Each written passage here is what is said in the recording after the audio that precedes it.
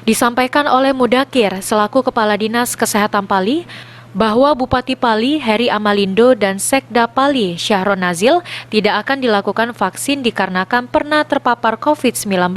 Dijelaskan Mudakir, orang yang pernah terjangkit COVID-19 akan membentuk antibodi terhadap virus tersebut sehingga tidak perlu divaksin lagi. Vaksinasi COVID, vaksin COVID ini kita rencana sekitar minggu depan ya, kita akan laksanakan di Puskesmas Talang Ubi untuk launchingnya. Pak, untuk tahap pertama ini berapa jumlah Pak untuk tenaga kesehatan Pak? Yang disuntik vaksin? Yang disuntik vaksin? Untuk tahap pertama ini jadi sekitar 1.000 tenaga kesehatan yang tersebar di seluruh Kabupaten Pali ini. Menyikapi banyaknya nakes yang belum siap divaksin, Pak Adi?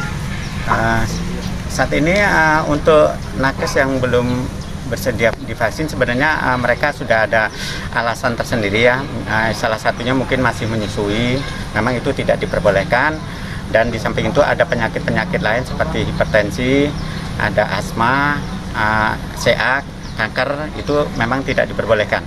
Jadi mereka memang ada dasarnya untuk tidak mau divaksin ini. Pada tahap pertama ini, Pali dapatkan 2.520 vial vaksin Sinovac dan akan diprioritaskan untuk tenaga kesehatan. Setelah nakes, direncanakan para petugas pelayanan publik akan dilakukan vaksinasi.